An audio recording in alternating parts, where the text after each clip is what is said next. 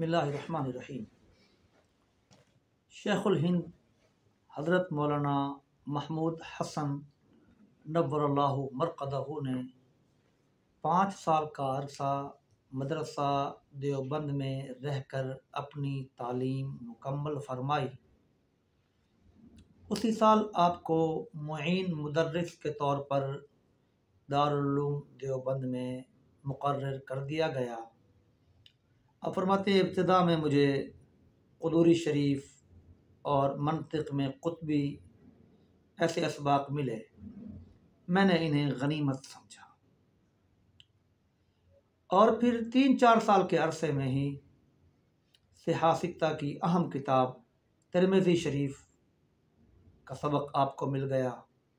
उसके साथ मिशकात शरीफ, हिदाया वग़ैरह ये कुतुब आपको मिल गईं और फिर तकरीबन 5 से 6 साल के अरसे में ही आपको सदर मुदर्रिस मुक़र्रर कर दिया गया और हदीस शरीफ की अहम कुतुब बिलखुसूस बुखारी शरीफ, तिरमिज़ी शरीफ ये आपके ज़ेरे दर्स आ गई। आपका दारुल उलूम देवबंद का तदरीस का कुल दौरानिया तकरीबन 44 साल बनता है, जिसमें से 38-39 साल आपकी सदारत का दौर है, जिसमें आप दारुल उलूम देवबंद के सदर मुदर्रिस भी रहे और तमाम अहम असबाक आपके पास रहे। इसी तदरीस के दौरान ही इब्तिदाई सालों में आपने पहला सफ़रे हज किया। बानी दारुल उलूम देवबंद हज़रत मौलाना मोहम्मद कासिम नानोतवी नव्वरल्लाहु मरक़दहू, हज़रत मौलाना रशीद अहमद गंगोही नव्वरल्लाहु मरक़दहू, हज़रत मौलाना याकूब अली नानोतवी नव्वरल्लाहु मरक़दहू और दारुल उलूम देवबंद के मुहतमिम हज़रत मौलाना रफ़ीउद्दीन नव्वरल्लाहु मरक़दहू, इन हज़रात की मईयत में आपने सफ़रे हज किया। हुज्जतुल इस्लाम हज़रत मौलाना मोहम्मद कासिम नानोतवी नव्वरल्लाहु मरक़दहू दारुल उलूम देवबंद के बानी, हज़रत गंगोही सरपरस्त, हज़रत मौलाना रफ़ीउद्दीन मुहतमिम और मौलाना याकूब नानोतवी मुदर्रिस अव्वल थे। जब आप मक्का मुकरमा पहुँचे तो वहाँ हज़रत नानोतवी और हज़रत गंगोही के उस्ताद शेख हज़रत शाह अब्दुल गनी देहलवी नव्वरल्लाहु मरक़दहू तशरीफ़ फरमा थे, जो वहीं मुंतकिल हो गए थे, हिजरत फरमा गए थे। ये हज़रत नानोतवी के उस्ताद थे, ये हज़रत गंगोही के उस्ताद थे, ये मौलाना याकूब अली के उस्ताद थे, यानी तमाम असातिज़ा के उस्ताद थे। हज़रत शेखुल हिंद के उस्ताद थे। आम तौर पर उलमा में एक शौक़ होता है, शुरू से चला आ रहा है, कि हमारी हदीस की सनद आली हो जाए, रसूलुल्लाह सल्लल्लाहु अलैहि वसल्लम तक वास्ते कम से कम हो जाएं। इसलिए उलमा किराम मशाइख के पास जाकर जिनके वास्ते कम होते हैं उनसे इजाज़त हदीस हासिल करते हैं, नतीजतन 1 या 2 वास्ते मज़ीद कम हो जाते हैं। हज़रत शेखुल हिंद को ये शौक़ और ख्वाहिश नहीं थी, आपको अपने असातिज़ा पर बहुत नाज था। जब मक्का मुकरमा पहुँचे तो बाकी हज़रात जो दीगर इलाक़ों से लोग आए हुए थे, वो हज़रत शाह अब्दुल गनी से इजाज़त हदीस हासिल कर रहे थे, अपनी सनद को मज़ीद आली कर रहे थे।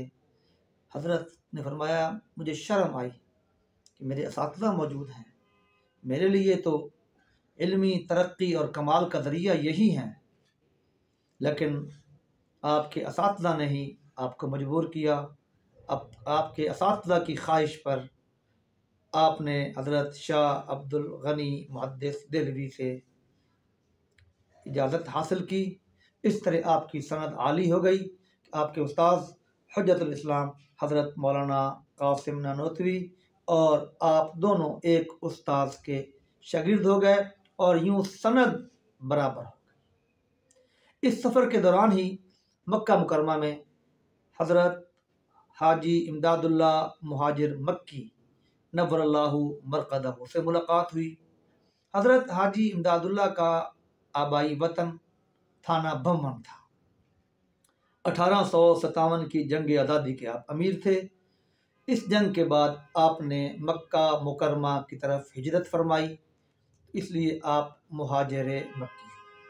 आपकी खानकाह में बाद में हज़रत थानवी रौनक अफरोज़ हुए और इसी वजह से उनको थानवी कहा जाता है कि वो थाना बम्मन के रहने वाले थे और फिर वहीं बैठ गए थे। हज़रत हाजी इमदादुल्ला मुहाजिर मक्की ये मुर्शिदुल उलमा थे, शेखुल मशाइख थे। हज़रत गंगोही के भी मुर्शिद थे, हज़रत नानोतवी के भी मुर्शिद थे और ये दोनों हज़रात हज़रत शेखुल हिंद के उस्ताद थे। तो हज़रत हाजी इमदादुल्ला मुहाजिर मक्की ने इनको बैत किया और खिलाफत से भी नवाजा, इजाज़त भी इनायत फरमाई। इस लिहाज से ये फिर अपने जो असातिज़ा थे गोया कि उनके पीर भाई बन गए और ये तमाम एक ही शेख के खलीफा और मुरीद हो गए। हज से वापसी के बाद हज़रत नानोतवी वापसी के दौरान ही बीमार हो गए। उन्हें सांस की तकलीफ़ हुई, खांसी का मर्ज़ हुआ। वापस आकर कुछ अरसे बाद उनका इंतकाल हो गया। ऐसे ही उनके एक साथी दोस्त थे, बहुत बड़े आलिम, बहुत बड़े मुहद्दिस, मौलाना अहमद अली सहारनपुरी। उनका भी हज़रत नानोतवी के इंतकाल के 2 दिन बाद इंतकाल हो गया। ये मौलाना अहमद अली सहारनपुरी, जिनका हाशिया बुखारी शरीफ पर मौजूद है, बुखारी शरीफ के ये शारे हैं, यके बाद दीगरे 2 अकाबिर का यूं इंतकाल उलमा और दीनदार तबकों को गमगीन कर गया। हज़रत शेखुल हिंद ने इसके बाद सोच लिया कि अब मैं नहीं पढ़ाऊँगा, तदरीस का मज़ा ही नहीं आएगा, हमारी इल्मी प्यास कहाँ से बुझेगी, हमारी इल्मी कमी कहाँ से दूर होगी, किसको जाकर सुनाएंगे, किससे सीखेंगे, किससे समझेंगे। आपने तदरीस बिल्कुल लिया, तर्क करने का इरादा फरमा लिया।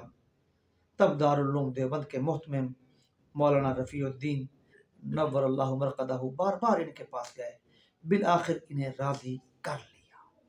अब ये दारुल उलूम देवबंद के सदर मुदर्रिस मुकर्रर हुए।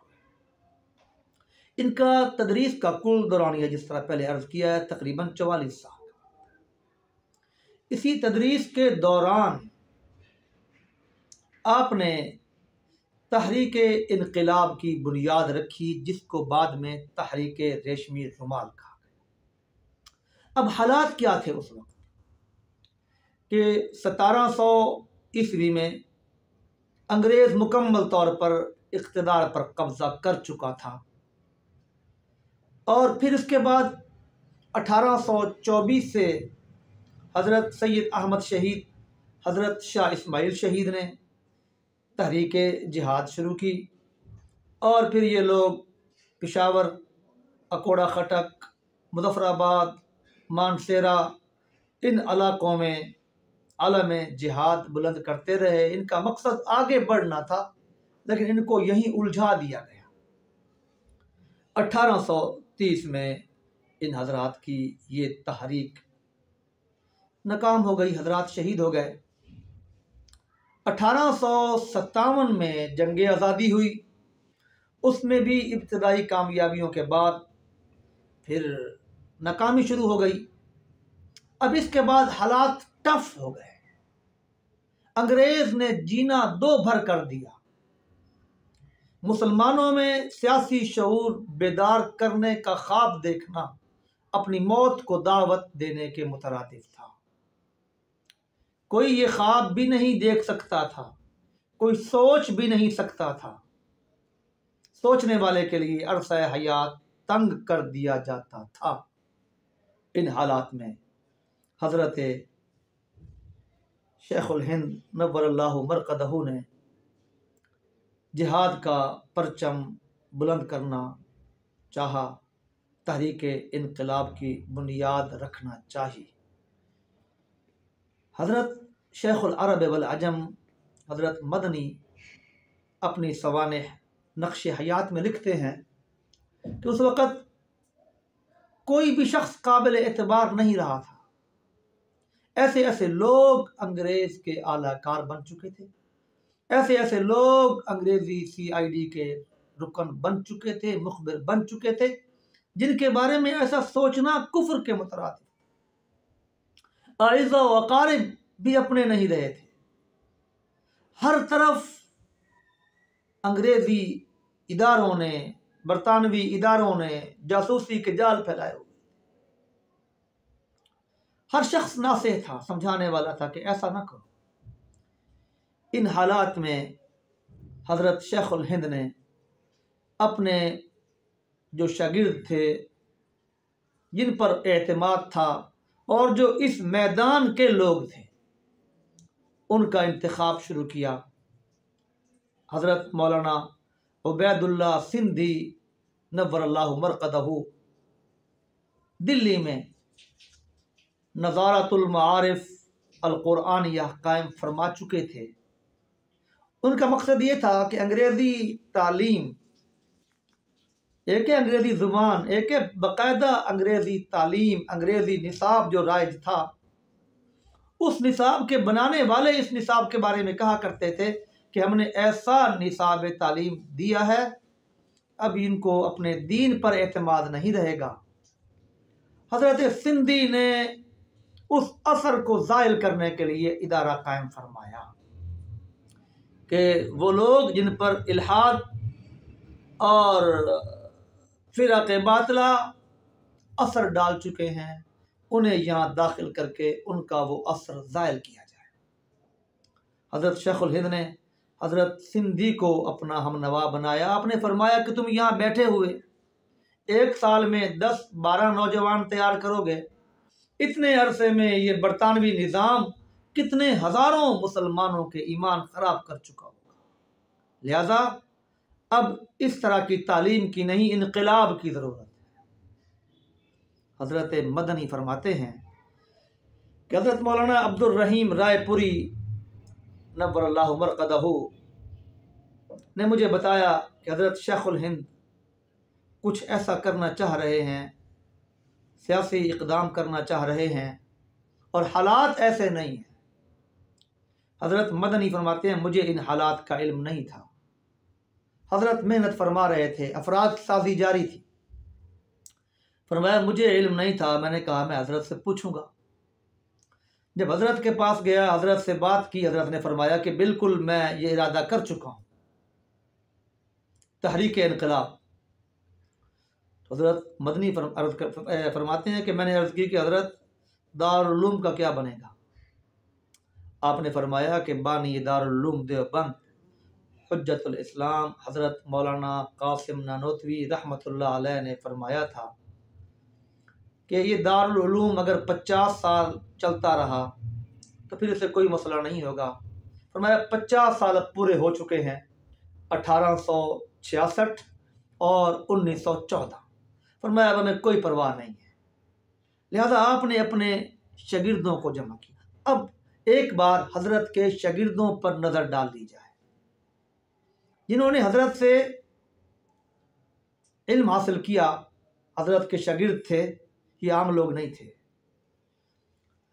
हकीमुल उम्मत हज़रत मौलाना अशरफ अली थानवी, इमाम इनकलाब हज़रत मौलाना उबैदुल्लाह सिंधी, शेखुल अरब वल अजम हज़रत मौलाना हुसैन अहमद मदनी, मुहद्दिस जलील हज़रत अल्लामा अनवर शाह कश्मीरी, मुफस्सिर कुरान हज़रत मौलाना अल्लामा शबीर अहमद उस्मानी, हज़रत मौलाना एजाज़ अली उस्तादुल अदब शेखुल अदब, हज़रत मौलाना मुफ्ती अज़ीज़ुर रहमान, पहले दारुल उलूम देवबंद के पहले मुफ्ती, हज़रत मौलाना मुफ्ती मोहम्मद शफ़ी बानी दारुल उलूम कराची, और हज़रत मौलाना उज़ैर गुल, हज़रत मौलाना मुफ्ती किफ़ायतुल्लाह देहलवी, और इसी तरह हज़रत मौलाना हाफिज़ मोहम्मद अहमद इब्ने हज़रत मौलाना मोहम्मद कासिम नानोतवी, और फिर इनके बेटे हज़रत मौलाना कारी मोहम्मद तैयब कासमी और दीगर बड़े बड़े उलमा, मियाँ असगर हुसैन देवबंदी, मौलाना मुनाज़िर अहसन गिलानी,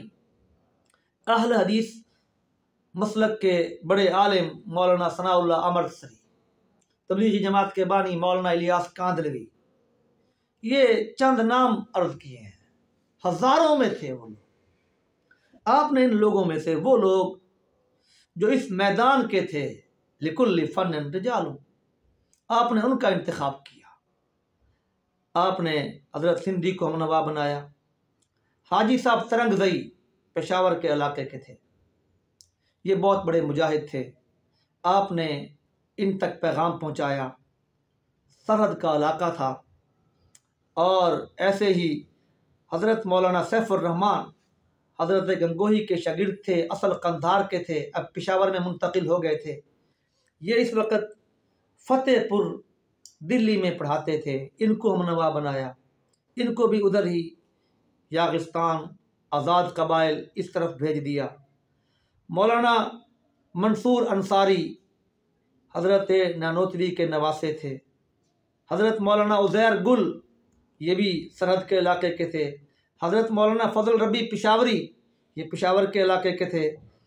खान अब्दुल गफ़ार खान वली खान के आबा, इनको अपने साथ मिलाया। इसी तरीके से आपने डॉक्टर अंसारी हिंदुस्तान के थे, उनको साथ मिलाया। शाह अब्दुल रहीम रायपुरी, मौलाना मोहम्मद अहमद चकवाली असल चकवाल के थे, लाहौर में मुंतकिल हो गए थे।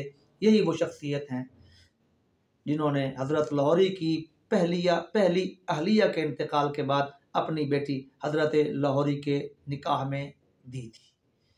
हज़रत लाहौरी के ये ससुर थे। अर्ज़ करने का मतलब ये है कि आपने एक तो ये किया कि अपने तमाम शागिर्दों को जमा किया। आपके शागिर्द कहाँ कहाँ थे? मक्का, मदीना, यमन, सूडान, तुर्की, काबुल, कंधार, ये इलाका गैर, हर जगह आपके शागिर्द मौजूद थे। उन तक पैगाम पहुँचाया। यहाँ कबाइल की आपस में दुश्मनियाँ थी।